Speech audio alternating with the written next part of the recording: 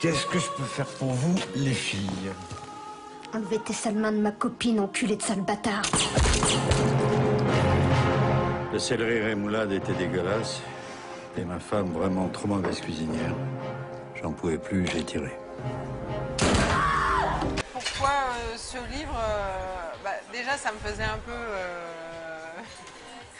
ça me faisait marrer de faire un film avec du sang, des coups de feu et tout, ça c'est sûr, parce que c'est pas tous les jours qu'on en a l'occasion. Que c'était très loin quand même des films que je fais, et que donc ça me donnait l'opportunité de faire un film de genre, et donc un truc un peu plus ludique que ce que je fais habituellement. Et puis aussi, je me retrouvais quand même pas mal dans certains aspects des personnages, un côté un peu excessif. Ce qui faisait la force pour moi de cette histoire, c'est justement qu'elle soit racontée d'abord du point de vue de l'homme et ensuite du point de vue de la fille. Et au niveau de la mise en scène, c'était quand même très amusant d'avoir à traiter la même scène, mais de points de vue différents.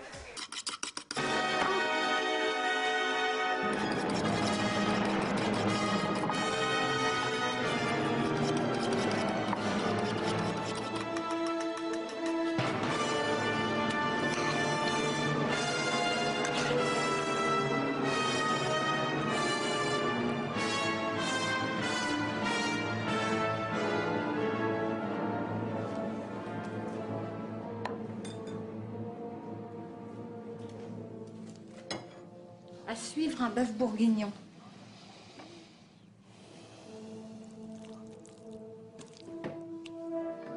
Bon appétit.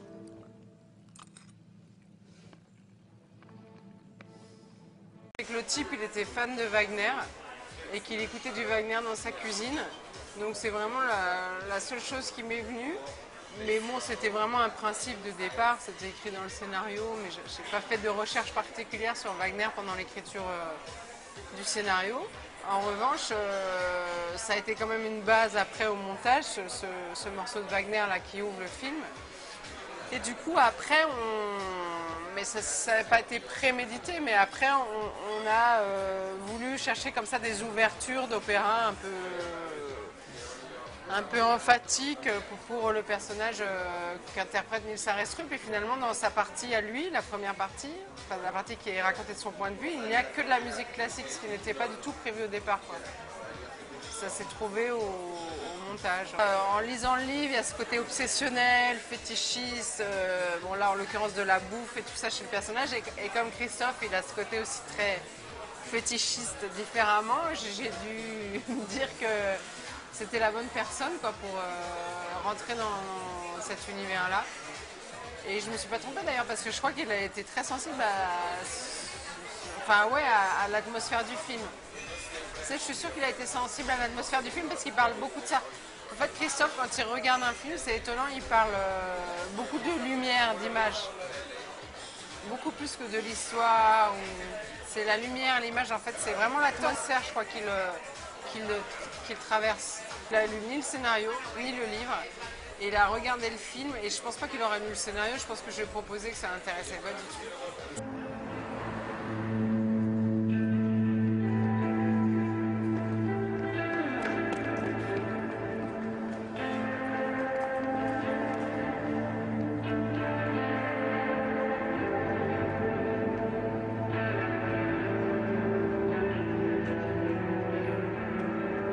C'est quelqu'un d'extrêmement intuitif et c'est pour ça que c'était bien qu'on travaille ensemble parce que moi c'est pareil, je ne sais pas fonctionner autrement, je ne sais pas prévoir, je ne sais pas avoir ni des principes ni des théories, donc c'est purement intuitif et c'est très difficile de communiquer avec des gens qui ne fonctionnent pas comme ça. Quand on est comme ça, parce qu'on n'a pas les mots pour communiquer. Là, avec Christophe, il n'a jamais été question de mots.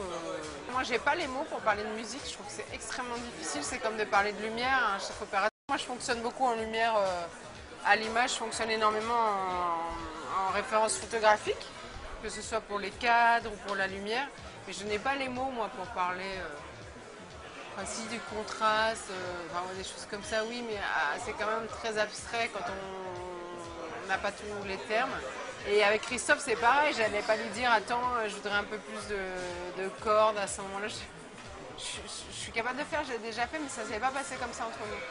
En fait, j'ai été chez lui, il m'a joué des trucs au piano et j'ai dit « Ah, ce truc-là, c'est exactement ça ». Et puis, je lui ai dit « Tu es sûr que tu t'en souviendras ?»« Oui, oui, oui, oui ». Et puis après, il a composé la plupart des thèmes à partir de ce petit bout de piano qu'il m'avait joué.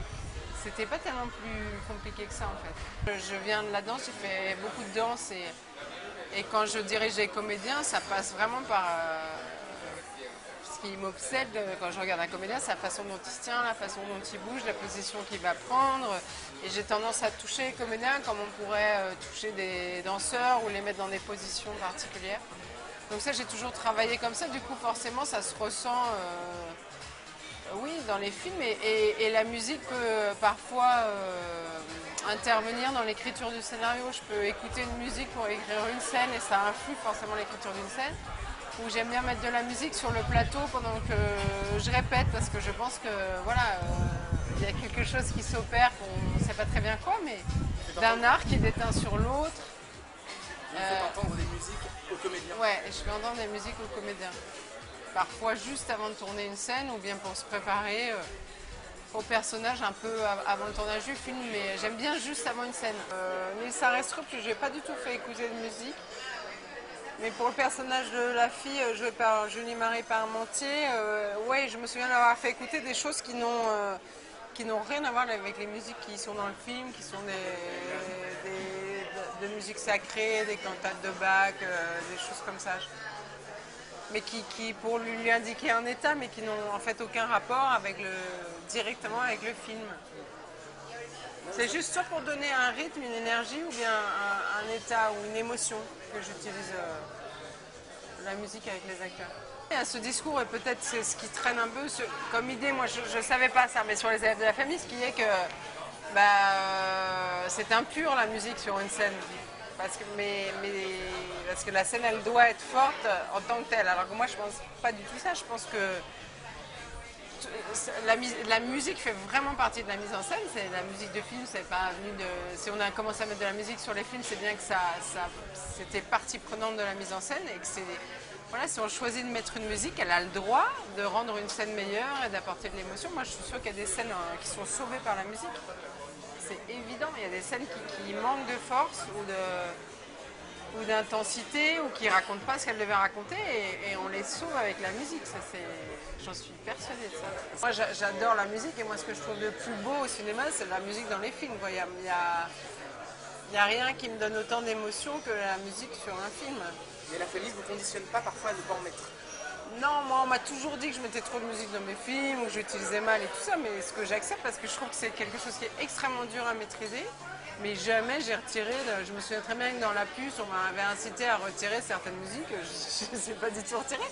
Parce que moi j'ai dit, moi ça me procure une émotion et voilà, je ne sais pas ce que ça fera sur le spectateur, mais tant que ça m'en procure à moi, je considère que j'ai pas à l'enlever, quoi. Est-ce que vous pensez nécessaire justement pour les réalisateurs qu'il y ait des cours là-dessus? Ah bah ouais. Parce que moi j'ai des vraies lacunes, enfin après on peut, c'est aussi à nous de regarder des films, d'étudier, mais quand je regarde un film j'ai l'impression que j'ai encore tellement de trucs à apprendre sur la mise en scène et tout ça, bon, même si la musique fait intégralement partie de la mise en scène. Mais ça c'est quelque chose que pour l'instant j'ai pas encore attaqué vraiment de front, m'intéresser vraiment à la musique de film, comment elle est utilisée par les réalisateurs que j'admire, comment est-ce qu'elle apporte dans tel film que j'aime. Ça me paraît énorme, quoi. Donc c'est pour ça que de toute façon pour l'instant je suis obligée de fonctionner à l'intuition. Et en montage, par contre je travaille avec un monteur toujours le même qui est extrêmement calé en musique, qui a une grande sensibilité à ça et qui lui a tendance à placer des morceaux préexistants pendant le montage tant qu'on n'a pas encore la musique vraiment du film. Et voilà, et c'est comme ça que je découvre intuitivement quel type de musique convient au film. Et puis après, on cherche des choses équivalentes, puisqu'en général, on ne peut pas avoir les droits des morceaux qu'il a mis sur le film. Ou alors, c'est une façon d'indiquer au compositeur l'ambiance musicale qu'on souhaiterait. Voilà. Mais ça n'est qu'instinctif pour l'instant. Pour ça, faire composer une musique originale, finalement avec Christophe, c'est la première fois que je le faisais parce que sur Backstage c'était différent. On a fait un album de variété et après pour le score on a comment dire, pris des dérivés des thèmes, des chansons de variété, donc c'était encore un autre travail. Mais là, avec Christophe, c'est la première fois que j'avais à comment dire, insuffler à un compositeur quelque chose pour la musique originale d'un de mes films. Donc, comme mon rêve de trouver, je sais pas moi, son chef opérateur, fidèle, enfin son décorateur. Moi, je rêverais de trouver un compositeur avec qui, à chaque film, je sais que on se connaît tellement bien que ça va, voilà, qu'il va se produire quelque chose.